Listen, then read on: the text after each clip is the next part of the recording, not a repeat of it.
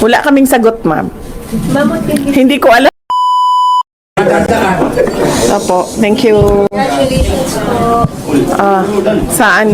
Pwede yung budget. Yes, we'd like to thank the Senate and the Honorable Chairperson of the Committee on Finance, Senator Sherwin Gatchalian, for the approval of the budget of the Office of the Vice President. Ma'am, may we ask about all of the other topics na po aside from budget, or you have other... Wala naman. Pero kung may questions kayo sa budget, unahin. It has the HOR, you went there alone. Pero dito may kasama mo kayong team. Are you expecting more questions? Actually, yan yung discussion namin kanina because we were in a meeting. The Office of the Vice President was in a Zoom meeting. And then, wala kaming sagot, ma'am. Ma'am, what can you Hindi ko alam kung bakit mag-isa ako doon sa House of Representatives. And then, suddenly, nandito sila. Sumama sila dito. Pero, madami kasi ang mga personnel ng Office of the Vice President na merong some sort of anxiety pag pumupunta sila sa House of Representatives dahil sa mga nangyari noong nakaraang taon. Likely baka yun yung rason bakit ayaw nila ako samahan doon sa HOR. What can you say, VP? Smooth sailing po yung budget niyo dito. Si Senator Bongo sabi gusto pa niyang ibigay yung part ng budget niya sa opisina niya sa inyo. Well, ganun din naman sa House of Representatives. Mabilis lang naman. Mainly because napakaliit kasi nung budget. Tapos, ang karamihan doon are for projects na ginagawa na namin noon pa since 2022. So, wala siyang bago na project. Ma'am, Wala na po kayo sa current present budget niyo or are you requesting ng Especially sa social services, ma'am. Mas madaming matutulungan pag mas malaki yung budget, pero I decided not to submit a bigger budget because alam naman namin na hindi ibibigay yun eh. So parang maglulukuhan lang tayo kung magsasubmit kami ng mas malaking budget, tapos babalik lang din tayo sa kung ano yung nasa NEP ngayon, which is about 900 million. So hindi na kami nag-submit. May we ask about the welfare check done to your father, ma'am? Ano na pong update po?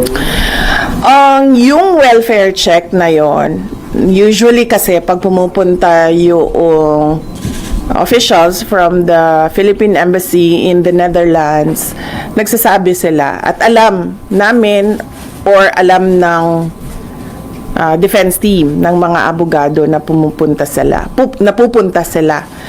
Pero for this one or two, hindi ko pa masigurado kung 2 beses o 1 beses, pero sigurado ako, hindi ko pa masigurado kung 2 beses, pero sigurado ko na merong 1 beses na pumunta sila na hindi sila nagsabi sa pamilya man na nandoon sa Hague o sa defense team. Nalaman ko na lang siya noong merong report na binigay sa Office of the President. Was there offense taken on your part? No? Yes, ma'am. Oo. Kasi hindi naman sila nag-welfare check eh. Simula nung dumating si dating Pangulong Rodrigo Duterte, pumupunta sila doon for specific reasons, hindi dahil sa welfare check. So, noong nag-file ang abogado ng indefinite adjournment noong proceedings, suddenly meron ng welfare check na ginawa yung officials ng embassy. At kung makikita mo doon sa report, ay ini-interview nila si dating Pangulong Rodrigo Duterte. And somehow, nagbibigay sila ng, although nagsabi naman sila doon that we leave it to the medical experts sa assessment ng overall health niya. Pero meron silang mga insinuations doon na para bang silang nag-a-assess ng kanyang kalusugan. And you see malice in that? Of course, yes. I see malice in that. Number one, they never did a welfare check. Number two, they did not coordinate with the defense team. They did not inform the defense team or the family members who are at that time in The Hague. And yun, makikita mo sa report, nag-a-assess sila sa kalusugan. Ma'am, but ICC said it has to have a consent of the detainee daw for them to allow any representative from the government. So we would like to assume, based on their statement, that we are already allowed it. Well, hindi ko na tinanong si Pangulong Duterte kasi ayaw ko na siya ma-stress at ma-distress sa mga nangyari. And ayaw ko na isipin niya na merong mali doon sa mga sinabi niya. So ayaw ko na i-confirm pa sa kanya kung ano yung nangyari doon. The confirmation of the reports that I got a copy of, enough na yon para sa akin na sabihin na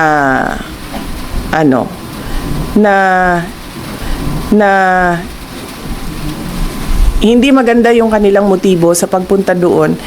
Dahil unang-una, sinabi ko nga, hindi sila nagpasabi na pupunta sila doon. At nangyari lang yon noong nangyari lang itong welfare check na ito noong merong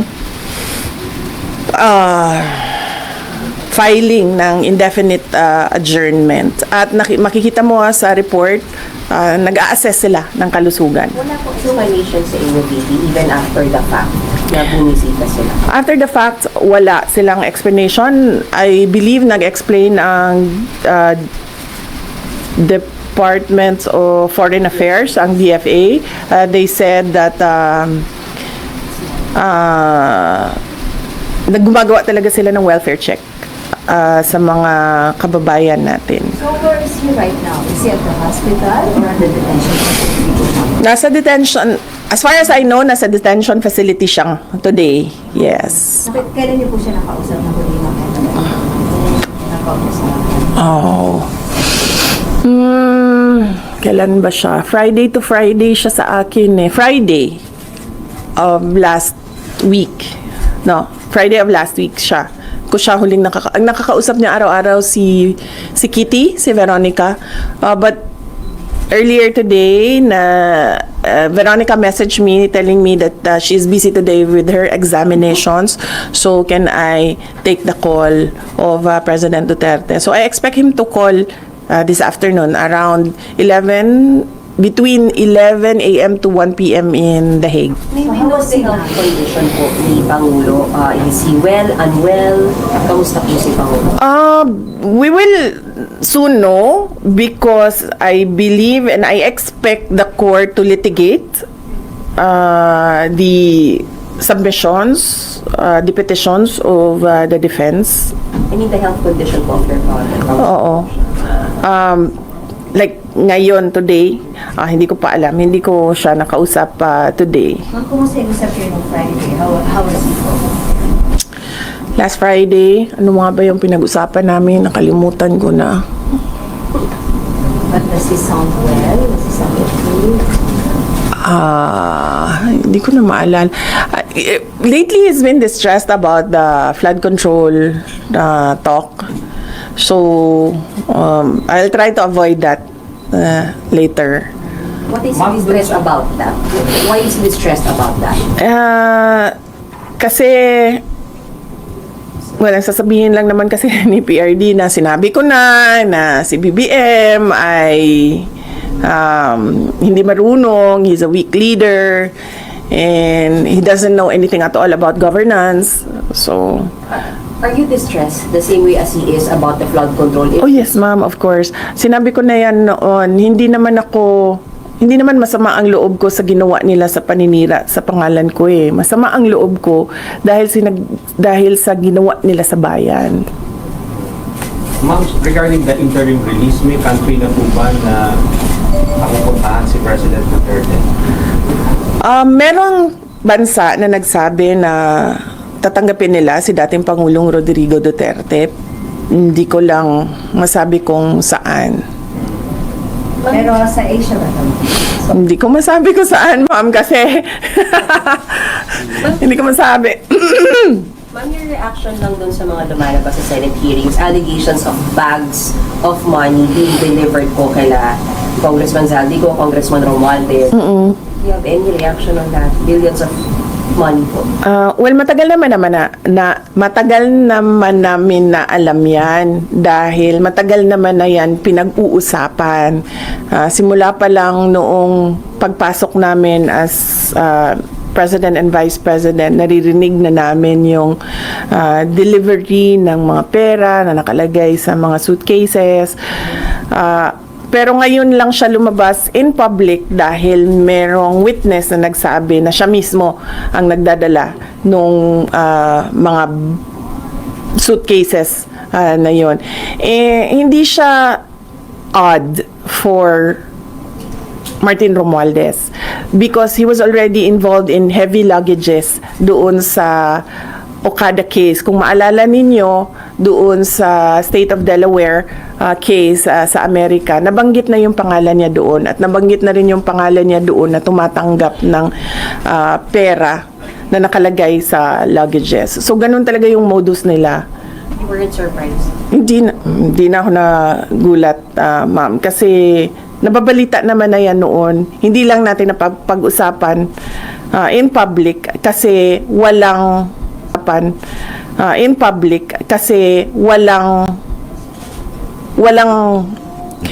at noon, panahon na yon, walang magsasabi na nakita ko, ginawa ko first hand kung ano yung nangyari. Di tulad ngayon na meron talagang isang tao na nagsabi na kung ano yung sistema, ano yung ginawa nila at paano nila ginagawa yun.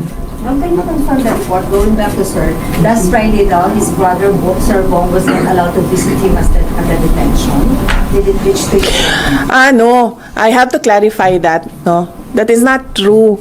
I made a mistake kasi ako yung nagta-traffic nung scheduling ng mga tao na bibisita sa The Hague. Noong merong pinasa sa akin na listahan ng schedule, akala ko yun na yung final confirmed schedule. Hindi nakasali doon yung Friday nakaraan na schedule. Akala ko hindi nakasali yung Friday. In fact, nandoon na siya sa The Hague, yung kapatid ni dating Pangulong Rodrigo Duterte, precisely for that visit. Pero hindi ko nabantayan sa bagong listahan na wala yung Friday doon. So, ako ang nagkamali doon sa hindi niya pagbisita noong Friday. Ma'am, your comment on the resignation of Mayor Magalong from ICC. Ayaw mag-comment wag na lang, sir, no comment. I'm sorry, balik ko lang. Matagal nyo na kung alam yung modus sa di umano'y pangingitbak sa flood control? Hindi lang sa flood control, ma'am, pati sa sa illegal gambling. Tumatanggap sila. Sino po? So, si Martin Romualdez. So, hindi lang siya sa flood control. Baka kasi yung tao na nagtrabaho ng basura, flood control yung pera na tinatransport nila. Pero marami pang iba pang mga sources ng corruption na dinideliver. Ma'am, may we know po yung source ng information na ito that they are receiving? Yung mga ayoko sabihin kasi tatanggalin nila. Pag sinabi ko, tatanggalin nila yung tao. Wala na tayong... From his office? Pero hindi po ba? Oh, yes. From his office? Ba dapat lumabas ngayon para makasuhan sila? Ayaw lumabas ng mga tao eh. Dati pa naman kami nagsasabi na na magsalita kayo. Takot lahat kasi magsalita ngayon dahil syempre aabot yun until the office of the president. Diba? So, walang nagsasalita. Pero pag sinabi ko kasi kung sino at anong klaseng personnel maano nila kung sino yung nagsasabi doon sa loob. But from the office of Congressman Romualdez po yan. Oh yes. Ito din yung mga tao na nagsasabi sa akin na na aatake sila sa confidential funds. Ito din yung reason kung bakit hindi na namin ginamit yung confidential funds on the third and fourth quarter.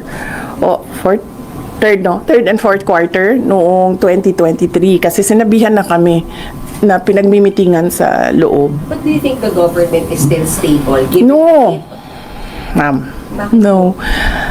Our institutions are clearly abused. They are used for personal gain. They are